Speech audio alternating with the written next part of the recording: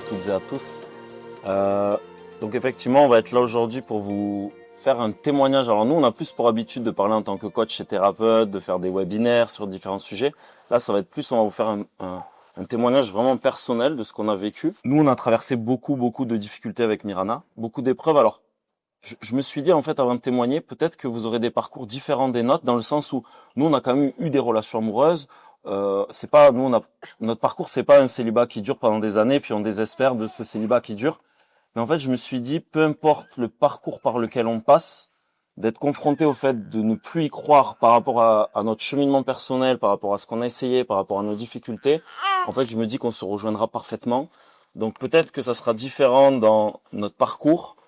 Ce qu'on va essayer de faire aussi, c'est de vous témoigner, nous, ce qu'on a compris, ce qui nous a aidés, ce qui a pu nous édifier, et aussi en quoi notre conversion a pu nous aider, parce que nous, on n'est pas nés cathos, d'accord. Nous, on était plutôt dans le New Age, voilà, un peu tout ça. Et en fait, alors on n'est plus trop des jeunes convertis, puisque ça fait maintenant une dizaine d'années, mais je veux dire, nous, on a vécu un peu avec les valeurs du monde, sans trop de cohérence, sans trop savoir ce qu'était le mariage, l'engagement.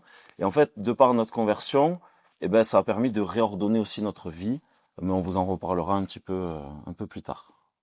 Donc, si tu veux commencer un petit peu, qu'est-ce qu'on fait? On se renvoie un peu la balle. Oui, comme ça. Ouais, vas-y, je t'en prie, chérie. Donc, effectivement, notre parcours, nous, c'est plutôt les échecs à répétition. Donc, avant de nous rencontrer, chacun, on a eu plusieurs échecs. Donc, concernant, pour résumer un petit peu mon parcours, c'était que je ne me connaissais pas, je ne savais pas du tout ce que je voulais. Et donc, le gros travers dans tout ça, c'était que, en fait, je rentrais dans des relations sans savoir ce que je voulais réaliser comme projet, ce dont j'étais capable aussi, de quel engagement j'étais capable et qui j'étais. Donc, en fait, j'ai cumulé beaucoup d'échecs, soit parce que je rentrais vraiment en relation et j'investissais tout mon affect sans avoir défini un projet avec la personne. Donc ça a été le gros travers. Et en fait, plus le projet était bancal, plus je mettais de l'affect pour compenser le fait que le projet était bancal. Alors là c'était direct en enfer. C'était vraiment très dur après d'arrêter la relation parce que j'avais tellement tout mis. Donc faire machine arrière, c'était compliqué. Et puis après il y a eu ça ne fonctionne pas, je comprends pas pourquoi, donc je m'investis plus du tout. Donc j'oscillais entre ce paradoxe de j'aimerais peut-être créer quelque chose, mais je ne sais pas quoi, je ne sais pas comment, je ne sais pas qui je suis. Avec en fait j'en ai marre, ça ne fonctionne pas, donc j'y vais à moitié convaincue et ça donnait vraiment des relations vraiment voilà sans lendemain. Et ça vraiment, ça a été pendant au moins 10 ans de ma vie, jusqu'à ce que ma première histoire vraiment que je dirais consistante, ça a été que je suis tombée amoureuse d'un homme indisponible parce qu'il buvait. Et là, en fait, j'avais jeté tous mes sentiments dans l'histoire et j'avais 22 ans pour un jour me rendre compte qu'il buvait, parce que j'ai pas compris ça tout de suite. Et j'étais complètement dévouée à cette relation alors que tout était bancal, que lui, il n'était pas en capacité d'aller plus loin, au point que 3 ans après, je suis tombée enceinte. Et là, moi, j'étais pas catholique, rien du tout. Je tombe enceinte. Au fond de moi, bien sûr, j'avais envie de créer une famille, sauf que lui, il était, même s'il était vraiment, je pense, appelé à créer une famille, il n'en avait pas les moyens puisqu'il buvait, puisque il n'était pas dans une maturité affective.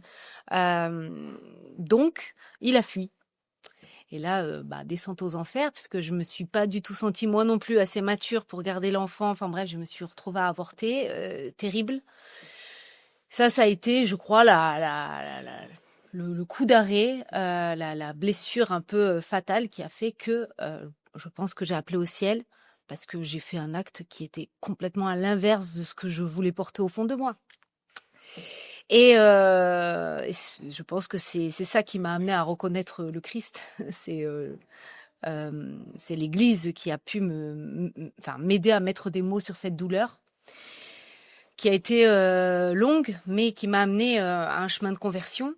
Et puis j'ai réessayé une relation. C'était pas facile parce que je m'étais bien brûlé les ailes. Et là, bien sûr, il me manquait encore des outils. je me suis dit non, maintenant c'est le mariage, c'est la famille, je sais ce que je veux. La personne en face semblait en capacité de réaliser ce projet. Sauf que j'avais pas tous les outils que j'ai trouvés au fur et à mesure. Sauf que j'avais pas creusé assez profond la question du projet pour voir vraiment jusqu'où cette personne était capable d'aller et moi aussi jusqu'où j'étais capable d'aller. Donc en fait, je me suis confrontée à un deuxième échec assez douloureux, à savoir la petite métaphore, c'est que cette personne, quand je l'ai rencontrée, elle me disait moi je veux ça, ça, ça, ça, ça, ça, ça. Et toi tu veux quoi? Moi au fond de moi c'était je vais répondre à tout ce que tu veux. Voilà. Donc, en gros, je vais répondre à tes attentes, si bien que j'en ai oublié de vraiment sonder le projet, sonder sa personnalité, pour voir jusqu'où on pourrait aller ensemble. Et je l'avais suivi dans une aventure au Pérou. Et je me rappelle que sur une barque, comme en plein Amazonie, sur un lac paumé, il me dit je suis pas sûre de vouloir une femme et des enfants. Et là, je me dis waouh, n'importe quoi. Je me dis, mais t'es barré, ma pauvre. Franchement, mais plus jamais. Et je me disais, mais c'est pas possible. Il faut que je sois en train d'abandonner une bonne partie de ma vie, complètement en train de mouiller mes émotions dans l'aventure, être coupée de ma famille, coupée de plein de gens pour qu'ils me sortent ça. Et j'étais tellement en colère contre moi que je me suis même pas mise en colère contre lui. Je me suis dit, c'est pas possible. Comment je peux me foutre dans ce pétrin? Et en fait, comme j'avais toutes mes émotions embarquées dans l'aventure et j'étais sur une barque en plus, en pleine Amazonie, j'étais coincée. Je dis, voilà, maintenant, il n'y a plus qu'à vivre ce qu'il y a à vivre. En vrai, j'aurais eu le choix de repartir, mais peut-être je pense que j'étais pas assez forte pour poser un acte tel. Et donc, voilà, on a continué cette histoire avec ce doute qui a donné beaucoup d'instabilité. Et en fait, on a mis encore plus de sentiments et d'émotions dans l'aventure. Donc, je trouve qu'il y a toujours ce truc de plus le projet est bancal, plus on compense avec des émotions, de l'affect, de la sentimentalité. Et ça a été le deuxième coup d'arrêt. Finalement, il en faut plusieurs pour me dire, alors, il faut que quelque chose change. Et au milieu, effectivement, heureusement qu'il y avait eu la rencontre avec le Seigneur.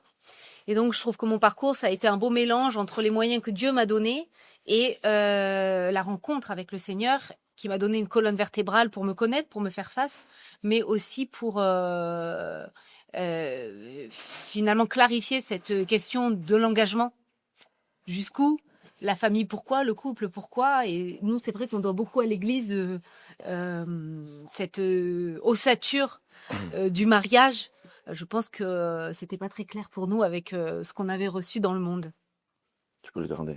Pardon. Non, mais je prends la parole. Tu me donnes la parole, c'est oui, ça que tu voulais dire? Alors moi, mon parcours, sur certains points, il ressemble à celui de Miranda. Alors juste pour dire, pour faire des grosses caricatures, nous, on était deux dépendants affectifs. Pour ceux qui connaissent la dépendance affective, nous, c'est ça. Style d'attachement anxieux, on se jette à cœur perdu. On n'a pas de difficulté à s'attacher à une personne, mais en fait, on s'attache mal, on se perd dans la relation, on perd nos libertés, on se respecte pas. Voilà. Donc nous, c'est parcours de deux dépendants affectifs.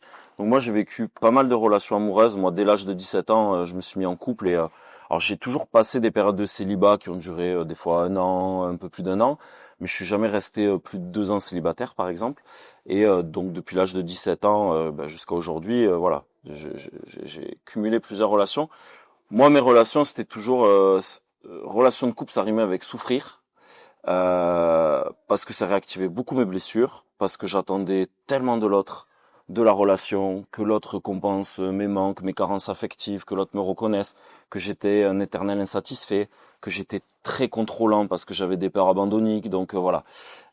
Si bien que moi, toutes mes relations, en fait, elles étaient assez toxiques. Et toxiques, je veux dire, je prends ma part dans cette toxicité-là. Et puis surtout, j'arrivais pas à être heureux, pas en paix. En fait, j'avais besoin de me sentir aimé ou d'être avec quelqu'un pour avoir l'impression que j'existais, que ça donne un sens à ma vie. Et en même temps, j'étais perdu au milieu de tout ça parce que j'avais trop de blessures et voilà, je pense que je portais un peu un mal-être et j'attendais tout de la relation, j'attendais tout de l'autre, je pensais que c'était l'autre qui allait me réparer et donc ça m'a amené à vivre beaucoup d'échecs. Et qui dit échec dit à chaque fois c'est des désillusions quand même parce que on y croit, parce qu'on s'attache, on habite avec la personne, puis en fait après on repart à zéro, faut vivre une séparation. Moi, ça me faisait vivre de profondes dépressions à chaque fois, pour pas dire des fois des idées noires, parce que ça réveillait mes blessures d'abandon et tout, donc je me sens que je pouvais pas faire face à ça. Voilà, donc beaucoup de souffrance, beaucoup de désillusions, où moi je me sentais un canard boiteux quoi en fait. Et plus je cumulais les échecs, et franchement moi à chaque fois je me disais pas c'est la faute de l'autre quoi. Je me disais mais j'arrive pas quoi en fait, je suis vraiment un canard boiteux. Voilà, et je commençais souvent à douter de moi parce que ça touche beaucoup l'estime de soi, la confiance en soi. On a du mal après à croire dans sa capacité à y arriver. Et pour autant, ben, vers l'âge de 23 ans, j'ai commencé à faire de la psychothérapie, donc j'ai essayé de prendre les problèmes à bras le corps. Mais malgré ça, même à encore 26, 27, 28 ans, ben, je galérais encore. Bon, moi j'étais papa à 24 ans. Donc à la différence de Nirana, c'est que moi, bah, il y a eu cette possibilité d'accueillir la vie. Alors c'était pas du tout voulu, c'était très en mode borderline. Vous imaginez un peu relation. Il n'y a pas de projet de couple, mais voilà, il y a proposition d'enfant parce qu'on fait n'importe quoi de sa sexualité. Et par contre, à l'époque, moi, j'avais décidé de dire oui à ça. Voilà, donc j'étais avec une femme qui avait 9 ans de plus que moi. Moi, j'avais 23 ans quand il y a eu cette proposition-là. Donc je suis devenu papa à 24 ans. Dans un couple qui était un couple, on avait construit sur du sable. En fait, il y avait rien, quoi. C'était de l'attachement, c'était de la passion, mais il y avait rien de construit. On se connaissait pas du tout. Alors, je regrette pas du tout mon choix d'avoir dit oui à cet enfant parce qu'aujourd'hui j'ai mon adolescente Eva qui nous éclate, qui est vraiment adorable. Même si ça n'a pas été simple d'assumer après cette réalité-là, parce qu'on s'est séparés avec sa maman. La petite elle avait 6 mois. Donc après, il faut assumer ça, 24 ans, d'être papa, de voir sa fille qu'un week-end sur deux, la moitié des vacances. En plus, moi, ça a réactivé toutes mes blessures d'enfant. Donc vous imaginez, vous avez des carences affectives, vous espérez tellement de cette vie de famille que vous n'avez pas eu, et en fait, ben, vous recommencez en fait avec vos casseroles à avoir une vie complètement déconstruite. Et je vais quand même vous parler moi après un peu de ma conversion. Je pense qu'on va vous parler de ça et puis l'après, puisque nous on a compris. Et puis j'ai rencontré à l'âge de 28 ans, donc j'avais déjà vécu 3 échecs sentimentaux, donc des relations de plusieurs années quand même. J'ai rencontré une femme chrétienne qui m'a évangélisé. Donc moi j'ai été évangélisé pour la première fois à 28 ans. C'est la première fois qu'on m'a parlé de Jésus. Je veux dire, moi dans ma quête spirituelle depuis que j'avais 15 ans, il n'y a pas une personne qui m'a fait cette proposition-là. Vraiment. Hein. Donc moi j'ai pas eu d'éducation catho, j'étais pas baptisé enfant, et moi j'ai toujours cherché dans les philosophies orientales, bouddhisme, hindouisme, reiki, énergétique, chamanisme, tout ça, puisque c'est très à la mode. Voilà. Et donc cette personne-là m'a témoigné de Jésus. Et comme j'étais en quête spirituelle, bon voilà, j'ai cheminé un petit peu dans cette relation-là. Donc cette personne m'a clairement amené à Jésus. Voilà, je le dis comme ça, c'est-à-dire Jésus il passe par des personnes qui viennent nous évangéliser, qui viennent incarner. Donc voilà, à travers cette rencontre-là, j'ai découvert en fait le Seigneur. Donc il y a eu tout un travail de conversion. Et mais malgré tout, cette relation avec cette femme-là, comme quand je l'ai rencontrée, j'étais pas chrétien. Puis il a fallu tout un temps aussi de guérison, il y avait rien qui était ordonné dans ma vie. Je manquais de structure, de cohérence. Enfin vraiment, j'étais un peu paumé quoi. Que cette relation, elle n'a pas fonctionné. On est quand même resté 6 ans ensemble à vivre ensemble, donc sous le même toit, mais à pas s'engager. Et en fait, moi, qui avait en fait, pour ceux qui connaissent, un style d'attachement désorganisé, comme disait Olivier, donc très anxieux, je me jette à cœur perdu. Mais dès qu'il y a du stress ou dès que j'ai l'impression que l'autre ne m'aime plus, en fait, je me désinvestis de la relation, tout en habitant avec la personne. Et donc moi, en fait, j'ai pas arrêté dans cette ambivalence-là. Et en fait, je m'engageais pas. Je m'engageais pas dans le mariage. Et puis on continuait à cohabiter. Je prenais ce qu'il y avait à prendre, les avantages, mais en fait, encore une fois, je savais pas. En fait, j'étais encore paumé. Et puis là, j'ai pris franchement une vraie claque à l'âge de 33 ans. Donc on s'est séparés, 33, 34 ans. On s'est séparés. Là, pour moi, ça a été vraiment une claque, comme disait Miranda, une descente aux enfers, une de plus. Et à ce moment-là, vraiment, je me suis dit bon, ben en fait, je serai plus jamais en couple, quoi. J'y arrive pas. Franchement, 4 relations, que des échecs. Je crois que ce que je dois comprendre, c'est qu'en fait, c'est pas pour moi. Non pas que j'étais appelé à autre chose dans ma vocation. Hein. Pour moi, c'était ça que je voulais vivre. Mais je me suis dit, en fait, ta nature, David, elle est trop pauvre. T'es vraiment un canard boiteux. T'es un gars, tu portes un mal-être existentiel. T'es pas bien dans ta peau. Ben, en fait, t'arriveras pas à être heureux. Et surtout, t'arriveras pas à être heureux. Et je me suis rendu compte que j'avais cette croyance-là, que j'arriverais jamais à rendre une personne heureuse et que j'arriverais pas à être une bonne personne pour l'autre. C'est-à-dire que je me suis dit, je suis tellement blessé qu'à chaque fois, je vais amener de la toxicité, tout ça. Et donc, je me suis retrouvé célibataire à 33 ans. C'était très, très douloureux, surtout qu'on était une famille recomposée. Donc moi, j'avais créé beaucoup de liens avec sa fille. Elle avait créé du lien avec la mienne. Nos filles respectives avaient créé du lien. Enfin, je veux dire, on avait une vie de famille, quoi. Pendant 6 ans, on a eu vraiment une vie de famille. Et donc, c'était vraiment très, très, très douloureux. Et voilà, moi, j'étais vraiment désespéré. Et c'est là où je pense que mon désespoir de ce moment-là aussi peut rejoindre peut-être le vôtre, soit d'aujourd'hui, soit parfois que vous pouvez avoir. Moi, c'est de me dire, mais pourquoi ça marche pas? Qu'est-ce que je comprends pas? Qu'est-ce que je fais mal? Et qu'est-ce que je devrais faire? C'est-à-dire que c'était un désespoir de je vois pas qu'est-ce que je peux faire? Qu'est-ce que je dois changer? Tellement moi, par mes propres forces, je voyais pas. J'avais déjà derrière moi plus de 10 ans de thérapie, des tas de retraites, de guérison, tout ça. Enfin, j'avais tout essayé, la spiritualité, le dev perso, et malgré tout, bah, j'y arrivais pas. Et donc pour moi, déjà, c'était un aveu d'impuissance. Je touchais mes limites, et puis en fait, je me suis dit, bah, je vois pas. Et en fait, je crois que c'est la plus belle chose qui me soit arrivée de vivre ça, même si c'était douloureux sur le moment, parce que je crois que le Seigneur m'a permis, à travers cette épreuve, d'aller me poser les réelles questions, de me regarder en face, mais vraiment, et puis de me poser, mais de lui poser. Et, euh, et en fait, pendant cette période, j'ai fait, pour ceux qui connaissent, les exercices de Saint Ignace. Et en fait, le discernement que j'ai posé, c'était pas vie religieuse ou vie de couple, c'était, est-ce que Seigneur, je peux vivre ce mariage, je le désire, mais est-ce que vraiment j'en ai la capacité, est-ce que je peux le faire, est-ce que ma nature peut porter ça? Et en fait, je l'ai vécu donc pendant 1 an dans le temps ordinaire. Donc pendant 1 an, je me suis dit vraiment aucune démarche de rencontre, et j'essaie de faire le point sur moi, sur ma vie, sur voilà, de faire une relecture, et ça m'a permis en fait de faire une relecture et de comprendre, parce que le Seigneur il m'a permis de vraiment relire mon histoire, et, euh, et en fait j'ai compris que j'étais à côté de la plaque pour plein de raisons, parce que je comptais trop sur mes propres forces, parce que j'étais très dans la psychologie, très voilà, à volonté propre. Et en fait, j'ai compris que c'était pas comme ça que j'allais pouvoir construire sur du roc. C'était en m'appuyant justement sur le Seigneur, sur la grâce, sur l'Esprit Saint qui me guide. Euh, J'avais franchement pas compris ce qu'était le mariage. Franchement, et là, je rends grâce à ce que l'Église nous a donné. Ce que disait Mirana, on a vraiment reçu. Pour moi, l'Église, je crois qu'il n'y a pas mieux en termes d'éducation affective.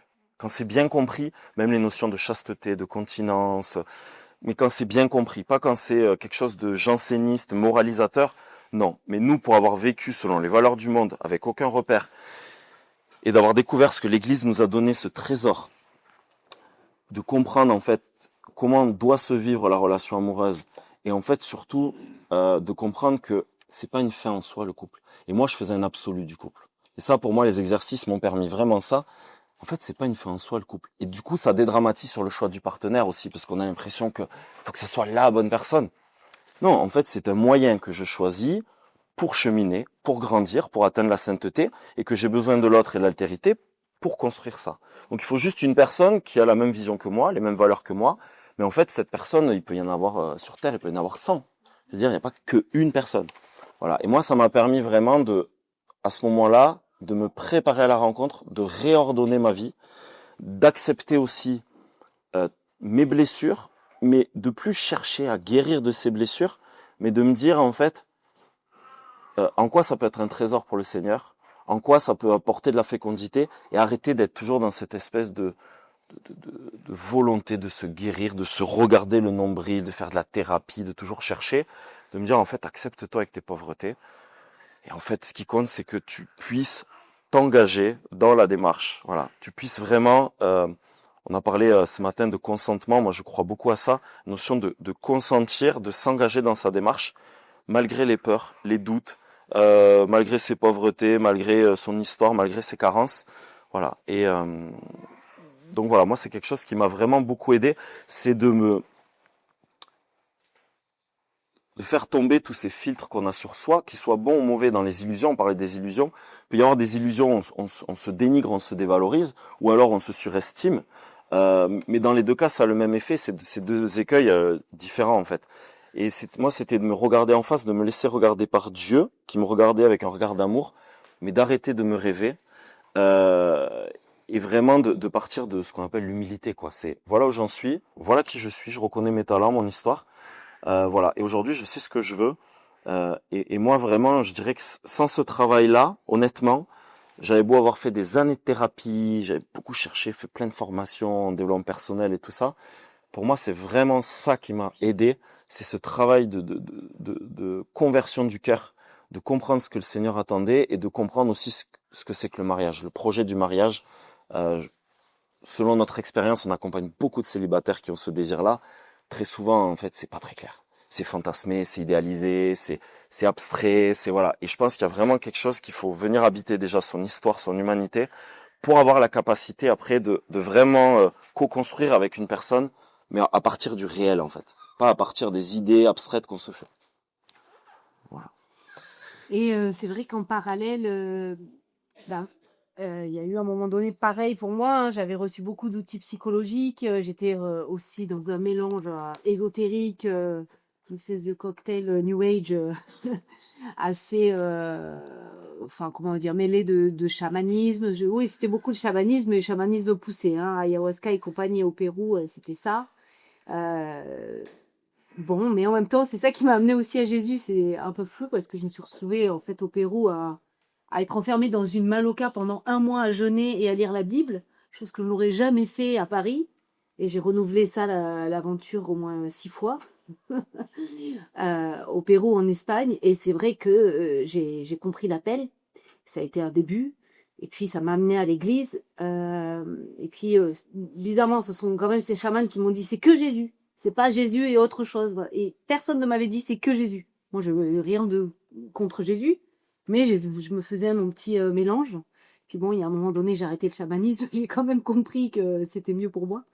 Mais c'est vrai que dans tout ça, ce que j'ai compris, c'est que le Seigneur m'a aidé à trier ses outils, à les utiliser aussi avec le plus profond de mon être et non pas peut-être avec la tête ou quoi que ce soit. Et en fait, pour moi, pour ma part, j'ai passé 1 an chez des religieuses. Alors c'était une année pour Dieu entre guillemets. L'idée c'était pas de dire je rentre chez ces sœurs, c'était des sœurs qui nous apprenaient à discerner notre vocation dans l'Église et dans le monde. Et cette année m'a fait beaucoup de bien. Ah oui, cette année m'a fait beaucoup de bien parce que c'était une année de célibat. J'en arrivais à la même conclusion. Pourquoi ça ne marche pas? Qu'est-ce qui se passe? Et en fait, aujourd'hui, je pense que cette année était la réponse. J'avais du mal à apaiser mon cœur. J'avais du mal à soutenir qui j'étais dans la relation à l'autre. Je me lâchais la main. Le Seigneur m'a vraiment tenu la main, m'a vraiment unifiée à moi-même, je sais pas comment le dire. C'est-à-dire qu'à un moment donné, il y avait une acceptation de qui je suis, plutôt que d'essayer de plaire à l'autre. Et pendant toute cette année, ça a été vraiment la démarche. Et au-delà de ça, je dois le dire, j'étais en communauté avec des filles de mon âge et j'ai l'impression que cette année de communauté, où on faisait les courses ensemble, enfin on avait toute une vie ensemble, une vie communautaire, ça m'a vraiment préparée à la vie de famille. Parce que l'air de rien, dans ma petite vie parisienne, ça tournait aussi autour de moi. Donc j'ai eu des moments de couple, mais des moments aussi de célibat. Et ça commençait un petit peu à finalement être quelque chose qui tournait autour de mon bien-être sans trop m'en rendre compte, hein. C'est-à-dire que là, dans la vie communautaire, cuisiner pour les autres, débarrasser pour les autres, faire le ménage pour les autres, se mettre au rythme des autres, et ben ça a été une bonne cure de désintox. Après avoir finalement été seule dans une chambre à lire la Bible, il y a eu cette vie communautaire, mais j'y vois un sens. Et, et pareil, dans cette retraite, il y avait à un moment donné une retraite Saint-Ignace. Donc il y avait plein de retraites dans cette retraite qui a duré 9 mois. Et dans les exercices Saint-Ignace, je pense effectivement que j'ai pu entendre ma place dans le monde, ma place dans l'Église. Et j'ai petit à petit compris que la vie de famille pouvait être un bon moyen pour moi. Là, c'est ce que je rejoins. C'était pas la finalité, c'était pas ça qui allait nourrir mon cœur, mais c'était mon échelle pour monter au ciel. Voilà, clairement. Et c'est comme ça aujourd'hui que je le vis avec toutes les difficultés. Souvent je dis à la vie, bon bah en fait ça c'est les paliers pour monter au ciel. C'est pas la finalité, mais c'est le moyen que je préfère. Il y a Sœur Rada qui est au Carmel de Paris, le Carmel de Saint-Joseph, et j'avais tapé à la porte du Carmel pour voir si j'avais pas la vocation. Bon, c'est parce que j'étais dans une phase tellement mystique que je crois que il y a un moment donné c'était plus très clair. Et bon, je suis redescendue, mais en tout cas, ce qui est sûr, c'est que à un moment donné, je me suis dit j'aurais plus de joie dans la vie de famille, à avoir des enfants, etc. Même s'il y a des contraintes qui vont me coûter. Voilà, parce que moi, je suis un peu rêveuse, j'aime flâner, je regarde pas trop les horaires, enfin voilà, tout ça. Donc, je savais que ça allait me demander vraiment des aptitudes que je n'ai pas de base. Mais j'avais l'impression que j'avais plus de joie à m'investir dans une vie de couple que de rester seule ou que d'entrer dans la vie religieuse. Voilà.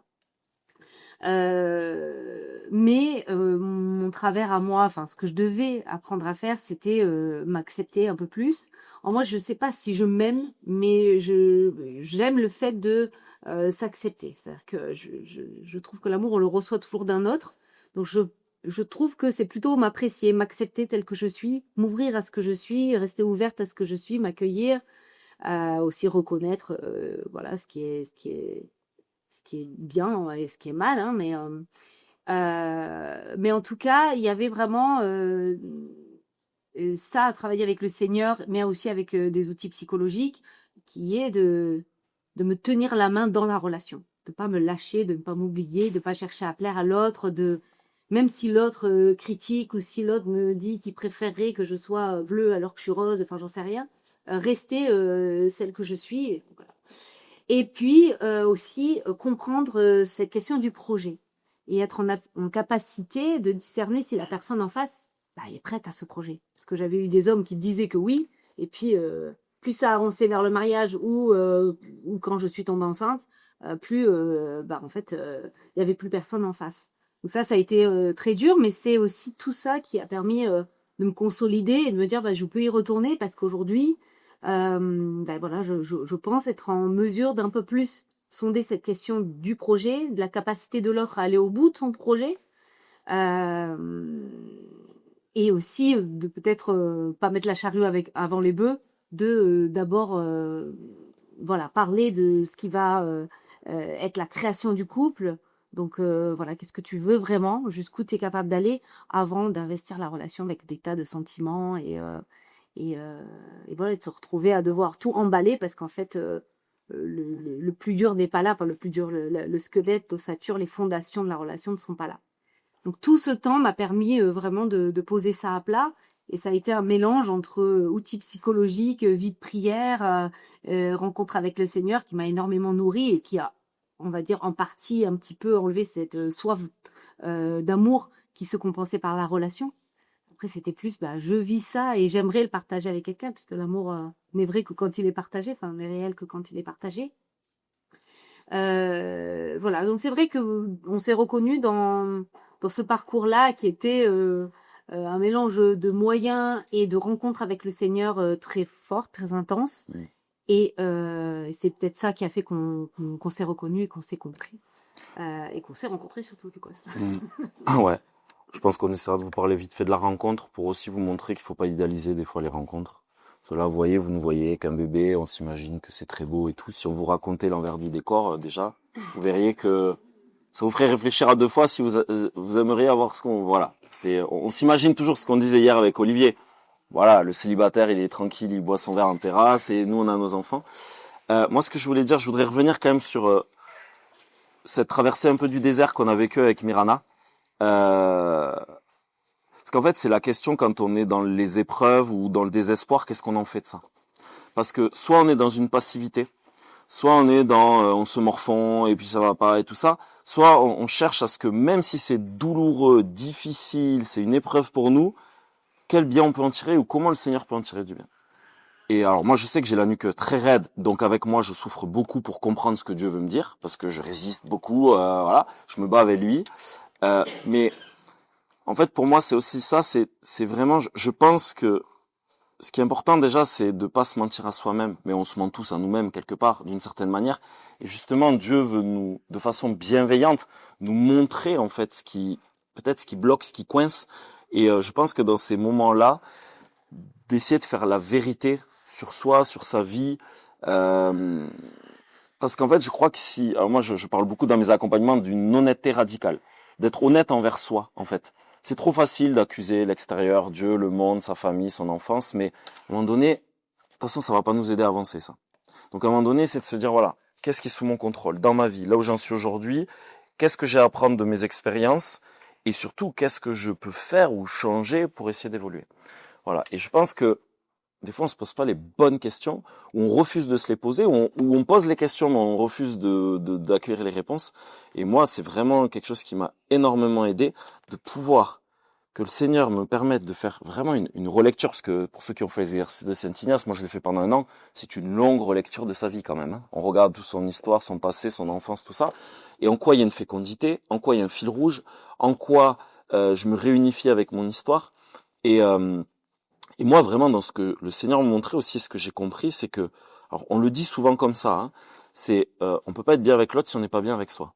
Mais il y a une part de vrai, c'est que si je suis vraiment pas en paix avec moi, je m'aime pas, je suis pas en lien avec moi, j'arrive pas à m'accueillir, probablement que ça va être ça ma difficulté à faire couple. Sauf que moi, je vais peut-être pas le voir ça. Je vais me dire juste, je sais pas, ça matche pas, je fais des dates, personne s'est intéressé à moi, je fais des week-ends célibataires. Et encore une fois, c'est ok. Qu'est-ce qui fait que ça marche pas? Et est-ce que déjà moi, comment dirais-je? Est-ce que moi quand même j'ai de la joie dans ma vie aujourd'hui? Est-ce que je suis heureux d'être la personne que je suis? Est-ce que je rends grâce pour ça ou pas? Malgré encore une fois votre physique, vos problèmes de santé, votre psychologie défaillante, peu importe. Dieu vous donne une croix, c'est que vous êtes capable de la porter. Voilà. Est-ce que j'accepte cette réalité-là et est-ce que je l'accepte avec joie? Voilà. Et moi, je sais qu'avant de rencontrer Mirana, je vais le dire comme ça. Je pense que j'ai commencé à être très en paix, en joie avec moi dans ma vie, c'est-à-dire j'étais épanoui dans mon travail, j'avais des passions, j'avais des amis vraiment très intéressants, je faisais des choses qui me faisaient kiffer. Et en même temps, il y avait quand même une souffrance à un endroit que, à ce moment-là, dans cet état de vie-là, je pouvais pas vivre ce que je voulais vivre, c'est cette vie donnée, ce consentement donné. Et ça, pour moi, c'est ok. C'est ok que, ok, je ressens dans mon cœur que il me manque quelque chose dans ma réalisation, donner un sens à ma vie, mais quand même, il faut que dans ma vie aujourd'hui, j'ai construit des choses et que je sois bien dans mon travail, que j'ai des amis, des belles amitiés, des passions et tout ça. Et ça, je pense que c'est important. Voilà. Moi, je dis toujours dans toutes les célibataires que j'accompagne, oui, bien sûr qu'il y a la démarche de rencontre, bien évidemment, mais fais aussi tout ce qui va participer à ton épanouissement personnel. Parce que si tu veux séduire une personne, en fait, si tu es quelqu'un de rayonnant, qui rayonne la joie, qui rayonne ouais, j'ai des amis, j'ai des passions, j'ai un boulot qui m'éclate, forcément, ça va attirer une personne. Maintenant, si on est profondément triste dans sa vie, on n'est pas bien avec soi, possiblement, la personne, en plus, si elle a un peu le même vécu, ça va être un petit peu compliqué. Voilà. Donc moi, je crois que c'est une invitation que j'ai envie de témoigner, c'est qu'est-ce que je fais de cette traversée du désert? Qu'est-ce que je fais de ces épreuves-là? Voilà. Et aussi, une chose que je vois beaucoup dans les accompagnements, c'est d'être conscient à quel point le célibat peut avoir énormément de bénéfices. Mais quand je dis énormément, il y a les bénéfices primaires, ce qu'on voit facilement. Je gère mon temps, mon argent, mes loisirs, mes vacances, mes amis. Mais même les bénéfices secondaires, ou même inconscients, psychologiques, je suis en sécurité en fait. Par contre, quand je m'ouvre à la rencontre, je me mets en insécurité. L'autre peut me faire souffrir, l'autre peut me trahir, l'autre peut me rejeter. Est-ce que mon désir est suffisamment fort pour que j'accepte d'aller dans l'inconnu, dans l'incertitude, qu'il y ait cette prise de risque? On en a parlé ce matin. Moi, je dis toujours, le couple, c'est une prise de risque. Et honnêtement, si vous attendez d'être sûr pour le choix du partenaire, vous marierez jamais.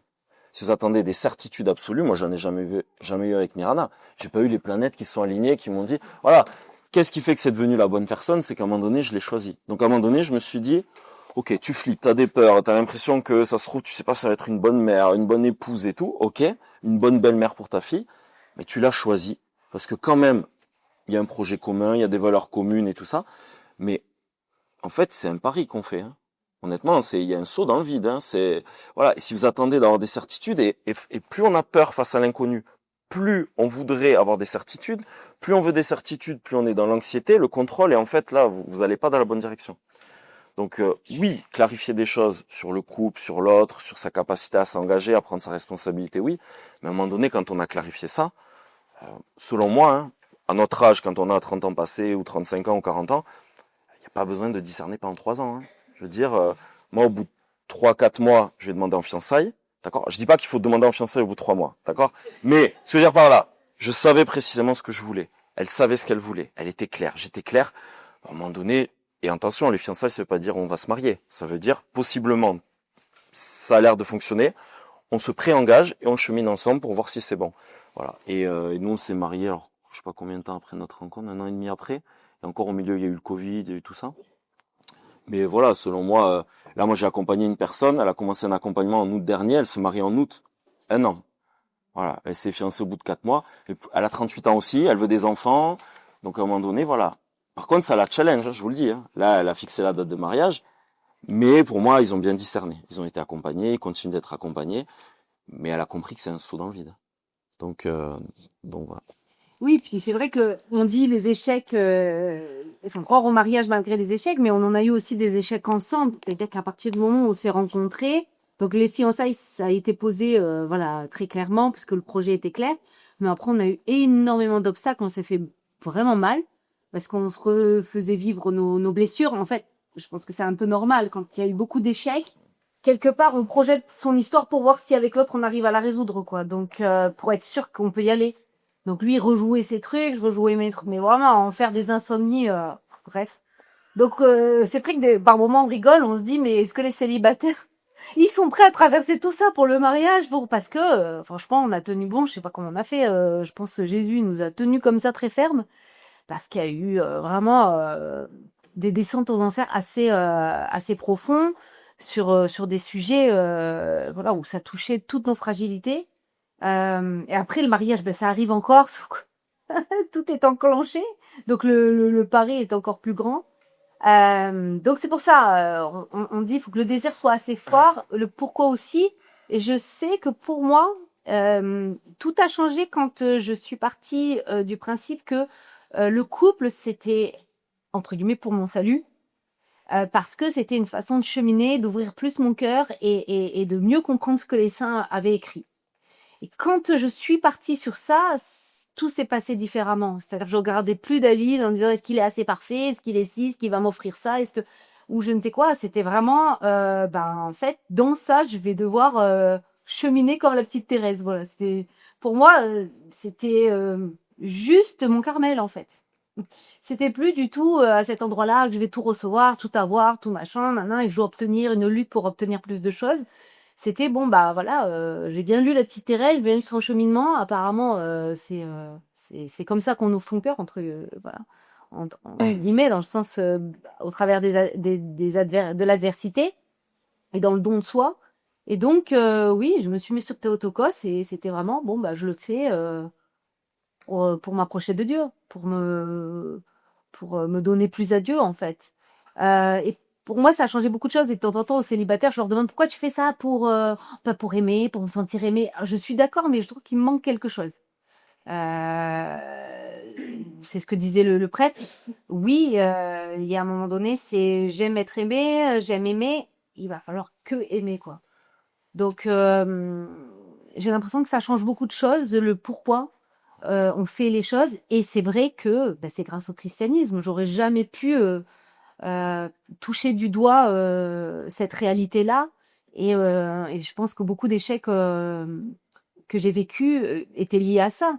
Étaient liés à je suis là, mais c'est trop douloureux, pourquoi je tiendrais bon en fait? Pourquoi je suis là si à un moment donné, il faut se dépasser à ce point, mais je sais pas en fait si l'autre un jour va se dépasser. C'est-à-dire qu'il y a des moments où il y en a un qui donne plus que l'autre. Forcément, c'est pas l'égalité. Voilà. Ouais. Par rapport à ce que dit Mirana, il y a quelque chose que moi je vois très très très très souvent. C'est alors surtout pour les personnes, c'est peut-être votre cas, qui ont peu d'expérience du couple, c'est de trop idéaliser le couple, mais vraiment. Et là, je rejoindrais Marie-Liesse qui disait, parlez de votre célibat, allez même questionner plein de couples qui vivent le couple depuis 20 ans, 25 ans, et demandez-leur vraiment comment c'est le couple. C'est-à-dire que, en fait, plus vous allez idéaliser le couple, la relation, c'est-à-dire que c'est comme si vous cherchez quelque chose, votre GPS, votre cerveau, il cherche quelque chose, il fantasme quelque chose, il idéalise, et en fait, tout ce que vous allez vivre va vous décevoir parce que en fait ce que vous cherchez ou ce que vous attendez, c'est pas le réel.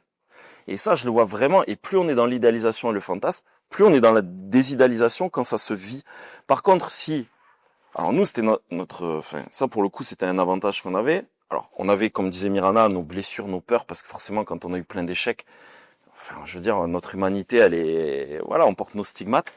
Mais moi j'avais vécu le couple, j'idéalisais plus le couple du tout. Je veux dire, encore une fois, je suis pas en train de vous dire le couple c'est triste, c'est malheureux. Non, mais faut pas l'idéaliser.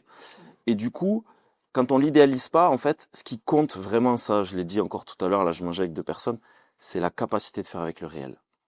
Ça, pour moi, c'est la maturité spirituelle, émotionnelle, affective, c'est moi, tous les gens que j'accompagne, je leur dis, ok, concrètement, factuel, il se passe quoi avec cette personne? T'en es où? Comment tu te sens? Et on part de ça. On part pas des interprétations, de ce que je me raconte, de ce que je me dis. Non, non, non. On part du réel. Ok, par rapport à ça, concrètement. Il t'a dit ça, elle t'a dit ça, ok. Comment tu te sens par rapport à ça? Qu'est-ce que tu voudrais? Tu voudrais que ça avance comment? Voilà. Et nous, je pense que ça a été notre force, que malgré les difficultés, les épreuves, les conflits qui sont arrivés très tôt, les engueulades, les déceptions, les maladresses et tout ça, en fait, on a toujours fait avec le réel. Ok, c'est que ce truc-là, on doit le purifier. C'est là, on a nos blessures, on a nos mécanismes de défense, on a notre nature blessée, on fait avec le réel. Voilà. Et ça, vraiment, si vous avez... Moi, je le vois dans mes accompagnements. Les gens qui sont capables de faire avec le réel, de s'engager dans leur démarche à partir du réel et plus à partir des fantasmes, des idéalisations. Par contre, qui dit le réel dit, je me remonte les manches et ça va me faire vivre des émotions, ça va me faire vivre de l'inconfort, ça va me faire vivre de l'incertitude, mais j'avance, j'y vais parce que c'est ça que je veux. Et ça, pour moi, c'est vraiment quelque chose qui est important. Voilà. Si on a des mauvaises représentations sur le couple, qu'on l'idéalise, moi, j'ai été accompagné par on va dire un père spirituel pendant des années, qui m'a beaucoup accompagné quand j'ai rencontré Mirana. Bon, lui, il est très cash, hein. Franchement, mais c'est pour ça que je l'ai pris. Il dit, mais David, t'es pas là pour kiffer, non, t'es là pour être sain. Moi, je prends toujours l'exemple de Sainte Rita. Alors, j'accompagne beaucoup de femmes. Je rigole à chaque fois, mais je dis, voilà, Sainte Rita, est-ce que mon mari me fait kiffer, Non, non. Voilà, c'est-à-dire que j'embrasse le réel qui m'est donné. Parce que de toute façon, quand vous allez vous marier, après attention, hein, je vous dis pas de vous marier avec une personne complètement toxique et de l'accepter, de le valider. C'est pas ça qu'on vous dit. Mais peu importe les épreuves que Dieu, la vie, va mettre sur votre route, ben, c'est votre chemin. C'est votre chemin de salut. Je veux dire, soyez pas dans l'illusion de toute puissance. Non, nous aujourd'hui, ben, on traverse des tas et des tas d'épreuves. Encore aujourd'hui, on n'est pas épargné, mais on s'est engagé. De toute façon, on renoncera pas maintenant à avancer avec ce que Dieu nous met. Et s'il nous met des épreuves difficiles, peut-être c'est qu'on est à la mesure de pouvoir les traverser. Voilà. Et ça, je pense que c'est vraiment, enfin, comment dire, ça peut être des gros déclics, ça. Vraiment de sortir des fois des illusions. Moi, quand j'ai fait les exercices Saint-Ignace, vraiment de comprendre l'histoire de la fin et des moyens. Enfin, pour ceux qui ont fait, vraiment, le couple, c'est un moyen, mais ne faites pas un absolu du couple. Votre vie, elle va pas être radicalement transformée, hein. Si vous avez un mal-être existentiel, ce qui était moi mon cas à l'époque, j'étais en couple et mon mal-être, il était x2 parce que l'autre appuyait encore plus sur mes parts d'ombre. Donc de croire que le jour où on est en couple, je vais être heureux, parce que oui, dans le fantasme, on s'imagine, on va être heureux, je serai marié, j'aurai des enfants. Non, vous allez avoir des problèmes que vous n'aviez pas dans le célibat. Vraiment, hein, et des responsabilités aussi. Donc voilà, n'idéalisez pas les choses. Après, c'est très beau, voilà, on a un petit bébé, on est content, c'est très beau, c'est magnifique.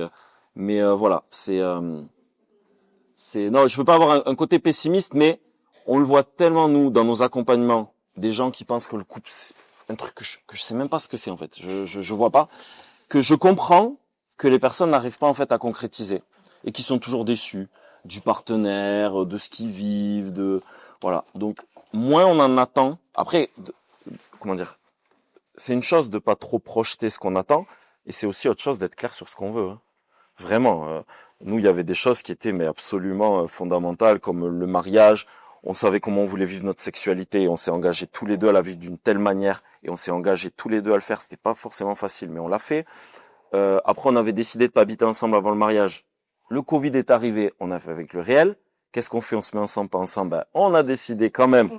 Là, pour le coup, on a été humiliés parce qu'on avait notre projet qui était tout tracé, et en fait, on a habité ensemble. J'ose vous dire que c'était chaotique parce que d'habiter ensemble trop rapidement, d'être comme ça à la colle. En plus, moi, je ne travaillais pas. Il y avait ma fille qui était là. On avait vraiment, on va dire, une vie de famille, mais on se connaissait pas, on s'était pas préparé. Et de ce trop d'intimité, ça a été notre épreuve, hein. Je veux dire, là, c'était ça passait ou ça Ouais, cassait. mais au moins, on savait à quoi s'en tenir. Ah ouais, on a su là. Là, il y a eu. Si jamais il y avait des idéalisations, là, on est. Ouais, on savait les problématiques qui allaient ressortir. Ça, c'est bien aussi de faire un test de vie commune, entre guillemets, avant le mariage, avec chacun sa chambre, tout ça, mais c'est pas mal, ouais, pour être dans le concret. Je pense qu'il y a beaucoup de gens qui s'empêchent de le vivre aussi. Mais même, ou faire un camping à Thésée pendant un mois avec la personne, je sais pas, mais il faut vraiment voir les frictions et essayer de voir si on sent qu'on pourrait les gérer ensemble, si il il y aura toujours des choses qu'on ne gérera pas, mais si on arrive à retrouver la paix, même si en fait l'autre ne change pas, voilà. Il y en a qui me disent, Nirana, comment savoir ce qui est à moi? Enfin, comment savoir quand est-ce que l'autre va changer ou quand est-ce que je dois l'accepter? Je dis, c'est bien. Eh ben, écoute, tu pries, tu lui demandes de changer. S'il se passe rien, c'est que c'est le problème de Dieu. Tu lâches prise, il changera pas. Tu te fais avec, voilà. Oublie. Tous les jours, lui rabâcher qu'il doit devenir ci, ça, c'est égoïste. Allez, hop, oublie.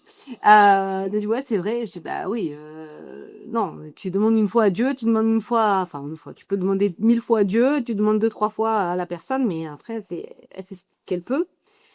En tout cas, après, c'est peut-être le moment des questions. Ouais, ça va. Ouais. Il reste 5 minutes, c'est ça? Ah. En tout cas, c'est vrai que j'ai l'impression, par moments, les célibataires, ils se disent, bah ouais, mais moi, je veux vivre un couple comme ça, où on se parle tranquillement, où on est bienveillant. Je pense que c'est possible, mais ça demande un grand travail, soit en amont, soit une fois qu'on est en couple. Parce que parvenir à rester ouvert face à l'autre quand il est en train, dans son fonctionnement, dans ses blessures, de nous renvoyer quelque chose de douloureux, c'est compliqué. Ça veut dire que les deux sont en capacité, et c'est pas du tout ce qu'on a atteint, de savoir, moi je suis en train d'envoyer ça de façon consciente ou inconsciente. Si je veux de la douceur dans le couple, ça veut dire que je maîtrise ce que j'envoie. Voilà, il faut que je sois conscient de moi, de ce que je suis en train d'envoyer, mon ton, parce qu'il est charitable. Vous savez que la Vierge Marie, elle est dans les apparitions, elle dit ton ton n'était pas charitable ce matin quand tu as parlé à ta sœur. Enfin, c'est le ton, voilà, il faut tout. Hein, Donc en fait, voilà, pour vivre cette douceur, j'ai l'impression que beaucoup de gens aspirent à cette bienveillance, etc. Mais pour en arriver là, je pense que c'est un sacré travail. Et que oui, il faut maîtriser la bête, à savoir qu'est-ce que j'envoie à l'autre, de conscient, d'inconscient, dans mon ton de voix, dans voilà. Et quand l'autre m'envoie quelque chose qui est pas acceptable, comment je peux adoucir ça? Oh, je trouve que c'est pas facile. Et j'ai compris le truc. De temps en temps, je me dis ça y est, non, j'ai perdu, je capte pas, je perds la fréquence. Donc voilà, oui, je pense que c'est possible, mais en gros, voilà, faut y aller. Ouais. Je pense que pour vivre cette qualité d'écoute, de douceur, de communication, en plus quand il y a des enfants, quand il y a la fatigue, quand il y a tout ça, c'est possible, mais je pense que ça demande vraiment une grande maîtrise de soi, une grande conscience de soi et ouais, beaucoup de proximité avec le Seigneur. Donc voilà, je dis pas que c'est pas possible, je dis juste que c'est un haut niveau de responsabilité mais j'écoute des gens qui le vivent, ça m'inspire beaucoup. Je pense notamment à un rabbin dont je parle beaucoup, qui s'appelle Yair Ben-Jetrid, qui a accompagné des tas de couples. Sa femme est décédée il y a 4 mois et je pense qu'il avait vraiment une vraie qualité, mais comme il dit, à 20 ans, ils se sont rencontrés à 20 ans et avant de se marier, ils ont commencé à travailler sur ça. Ils savaient que voilà, le ton, ils n'allaient pas dépasser ça, que voilà. Ils avaient déjà anticipé tout ce qu'il fallait payer en avance pour pas que ça arrive dans le couple. Et une chose qui a été dite ce matin, je crois que c'était Père Nicolas qui disait ça, j'ai beaucoup aimé et moi ça rejoint parfaitement mon expérience et quand j'ai fait les exercices et après dans comment j'ai essayé, je dis bien essayer parce qu'on reste humain avec nos pauvretés, notre égoïsme et tout ça, mais vraiment comprendre la différence entre le don et la captation. Il a dit, est-ce que ça vous arrive de vous demander ce que moi je peux apporter à l'autre ou si je suis la bonne personne pour l'autre? Parce qu'en fait on est toujours, est-ce que l'autre il me correspond? Est-ce qu'il est pour moi? Est-ce qu'il va être bien? Est-ce qu'il y a le truc? Mais en fait, pourquoi on se pose pas la question inverse? Parce que être dans le don, finalement, ça amène de l'ouverture. La captation, ça ferme, ça crispe, ça. Voilà. Et pour moi, ça, c'est quelque chose qui m'a aussi beaucoup aidé, de me dire, parce que c'était mon questionnement, moi, est-ce que je peux rendre une femme heureuse? Déjà dans mon discernement. Et donc ensuite, et je le voyais avec Mirana, c'est que j'ai ma nature, je la trouvais belle, je la trouvais intelligente, donc je sentais que je commençais à avoir envie de me l'approprier. Pour moi, si je pouvais la voir, cette femme. Et justement, je me disais, mais non. Et j'essayais de déposer ça au Seigneur tous les jours pour aussi purifier mon regard et ma posture. Parce que si je suis dans la captation, mais ça peut être très subtil, la captation. On n'est pas obligé d'être contrôlant ou chercher à faire le coq. Non, pas obligé de faire ça. Mais voilà, de se dire, est-ce que moi, parce qu'en fait, dans le discernement, c'est est-ce que moi j'ai envie de me donner à cette personne? En fait, parce qu'on se reçoit dans les consentements. En fait, je me donne. Le seul choix que j'ai à poser, c'est est-ce que moi je donne ma vie. Donc en fait, on se prend trop la tête sur l'autre, je discerne sur l'autre. Mais en fait, c'est moi. Est-ce qu'aujourd'hui j'ai la capacité à m'engager avec cette personne avec plein d'inconnus, avec des peurs et des doutes. Mais est-ce que je décide de faire l'aventure avec cette personne, oui ou non? Voilà. Et à un moment donné, vous aurez pas la réponse. Hein. Ça, c'est votre liberté qui s'exerce. Et demandez ce que vous voulez au Seigneur, faire toutes les neuvaines que vous voulez. Il viendra pas toquer à votre porte pour vous le dire. C'est à un moment donné, quand on se dit, allez, je te choisis, je fais ce choix, je m'engage. Oui, peut-être que vous allez avoir des peurs. Moi, j'ai discuté avec des frères ou des sœurs qui se sont engagés dans une vie religieuse, qui m'ont partagé des fois que la veille des vœux définitifs, mais est-ce que je fais pas une connerie et tout?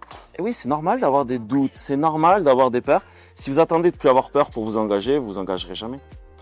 Et ça, je le vois parce que les peurs, c'est quelque chose qui est peut-être un des principaux obstacles. Peur de souffrir, peur de pas y arriver, peur de se tromper de partenaire. Ça, le peur de se tromper de partenaire. Ouais, mais du coup, j'ai tellement peur que je reste bloqué et en fait, j'arrive pas à vivre ce que j'aspire à vivre.